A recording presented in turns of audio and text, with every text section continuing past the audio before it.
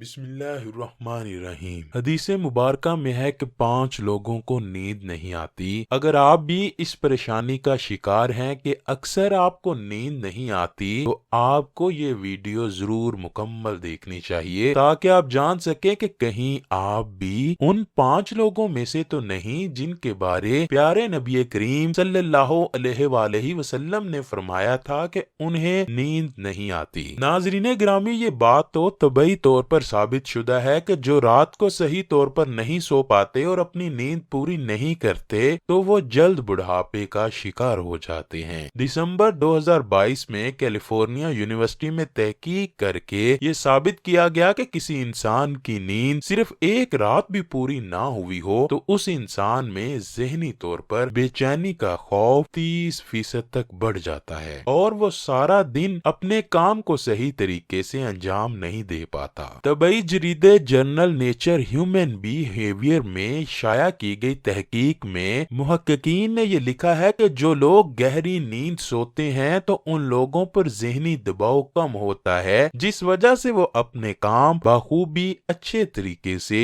انجام دے پاتے ہیں۔ گہری نیند انسان کی بے چینی کو کم کرنے میں مدد کرتی ہے۔ تحقیق کی گئی ہے کہ جو انسان کم سوتے ہیں وہ زیادہ بیماریوں میں مبتلا بھی ہوتے ہیں اور وہ ذہنی تناؤ کا شکار رہتے ہیں، جبکہ زیادہ سونے والے انسان صحت مند ہوتے ہیں اور وہ اپنے کاموں کو بخوبی انجام دے پاتے ہیں۔ آئیے احادیث مبارکہ سے جانتے ہیں کہ وہ 5 لوگ کون ہیں جنہیں نیند نہیں آتی۔ سب سے پہلا وہ شخص جس کے پاس مال و دولت بے شمار ہو اور وہ مزید مال بنانے کی ہوس کا شکار ہو جائے۔ دولت کماتے کماتے وہ ایسا ہو جائے کہ اس کو کسی پر اعتبار ہی نہ رہے۔ کائنات میں اللہ پاک نے بے شمار دولت مندوں کو پیدا کیا، وہ اپنی دولت کی وجہ سے دنیا میں نامی گرامی بھی رہے۔ آخر کار اس دولت کی فراوانی کی وجہ سے ان کے اندر غرور اور تکبر بھی آیا اور اس غرور اور تکبر نے اس دولت مند انسان کو جہالت میں ڈبو کر رکھا۔ یہ سب کچھ جاننے کے باوجود بھی ہر انسان دولت کمانے کے پیچھے پڑا ہے۔ بے شمار دولت رکھنے کے باوجود صرف اور صرف اللہ پاک کے نیک بندے انبیاء کرام ہی اپنے دین پر قائم و دائم رہتے ہیں۔ ان کے علاوہ دولت نے ہر کسی کو اللہ کی یاد سے دور کیا ہے۔ اللہ پاک کے نیک بندے پیغمبر تو اپنے رب کائنات کی عبادت میں دولت ہونے کے باوجود بھی قائم رہتے ہیں۔ زیادہ تر انسانوں کو دولت نے غرور اور تکبر کا نشانہ بنا لیا، پھر اللہ پاک غرور اور تکبر کرنے والوں کو دوسروں کے لیے نشانہ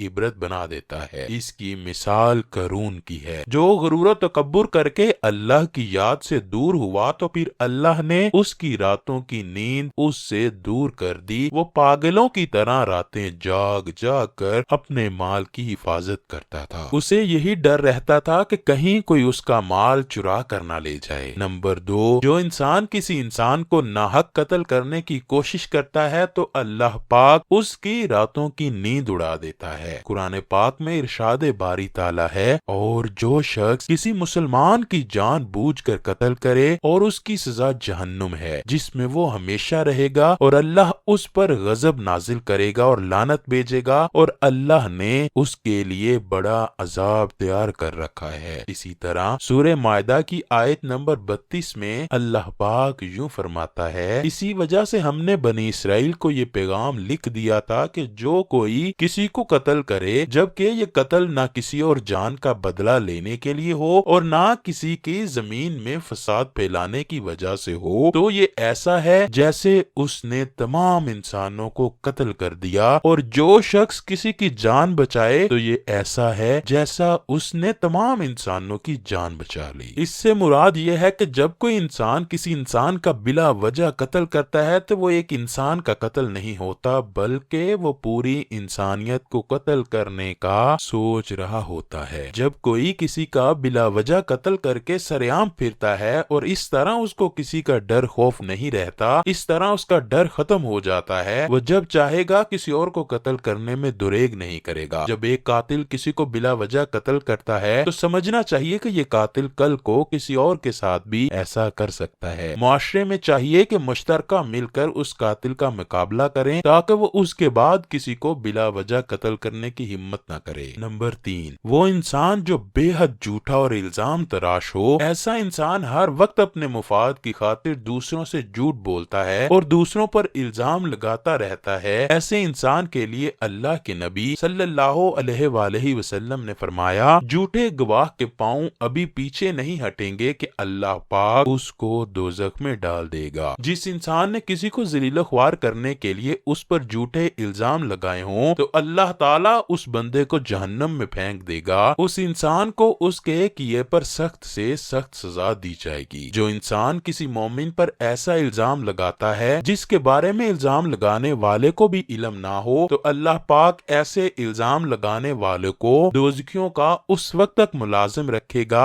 جب تک وہ الزام لگانے والا اپنے الزام کی سزا پوری نہ کر لے گا۔ نمبر 4، ایسا انسان جس کے پاس کسی کو دینے کے لیے کچھ نہ ہو اور اس کی ذمہ داریاں بہت زیادہ ہوں۔ بھوک ایک ایسی بیماری ہے جو بڑے بڑے انسانوں، چرند پرند جانوروں کو بے بس کر کے رکھ دیتی ہے۔ یہی وجہ ہے کہ غربت نے انسانوں کو بے بس کر کے رکھا ہوا ہے۔ مسلمان ہونے کے ناطے ہم کو چاہیے کہ اپنے آس پاس غریب انسانوں کا خیال رکھیں، ان کو زیادہ سے زیادہ مدد کریں۔ دوسروں کے کام آنے اور غریبوں کی مدد کرنے والوں کو اللہ بے حد پسند کرتا ہے۔ نبی کریم صلی اللہ علیہ وآلہ وسلم کا فرمان مبارک ہے، تم میں سے بہتر وہ ہے جو ہمیشہ دوسروں کے کام آتا ہے، بھوکے کو کھانا کھلاتا ہے، غریبوں کی مدد کرنے میں پہل کرتا ہے۔ امیروں اور دولت رکھنے والوں کو چاہیے کہ اپنے ارد گرد غریبوں کا خاص خیال رکھیں، یہ عمل اللہ کے ہاں بہت پسندیدہ ہے۔ نمبر 5، ایسا انسان جو کسی کی محبت میں گرفتار ہو اور اس کو کھونے سے ڈرتا ہو۔ انسان کبھی بھی اس شخص کی جدائی کو برداشت نہیں کر سکتا جس کو وہ بے حد پسند کرتا ہو۔ یہی وجہ ہے کہ جب کسی کا محبوب جدا ہوتا ہے کچھ لوگ تو اس جدائی کو آہستہ آہستہ برداشت کرنے کے عادی ہو جاتے ہیں، لیکن زیادہ تر لوگ اپنے محبوب کی جدائی کو برداشت نہیں کر پاتے۔ اس کی وجہ سے وہ ہر وقت اپنے محبوب کی یاد میں رہتے ہیں اور وہ بہت کم ہی سو پاتے ہیں۔ اللہ پاک سے دعا ہے کہ وہ ہمیں صحت مند اور لمبی زندگی عطا فرمائے، ہمیں نبی کریم صلی اللہ علیہ وآلہ وسلم سے بے پناہ محبت عطا فرمائے۔